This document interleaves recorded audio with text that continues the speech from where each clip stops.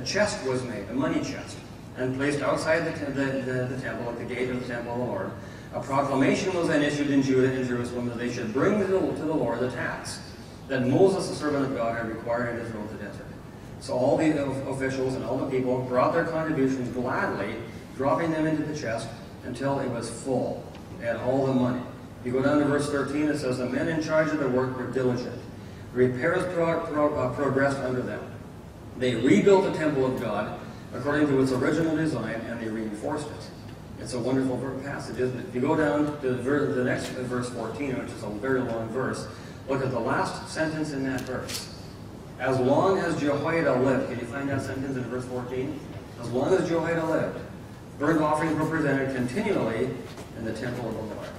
Now look how respected Jehoiada was in verse 15.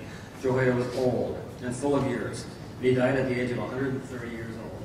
130 years. He was buried with the kings in the city of David. Get this, he wasn't a king himself, but he was buried with the kings. He was so highly regarded, highly respected. That was Jehoiada.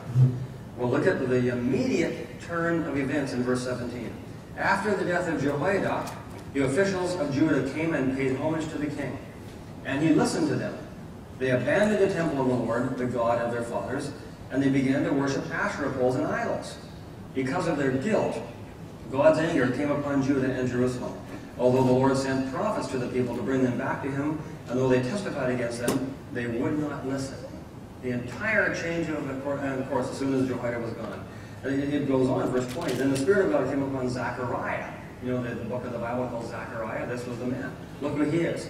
He was the son of Jehoiada, the priest of God, sent by God to continually be a mouthpiece for God and bring God's message to the king and the nation. And so Zechariah came.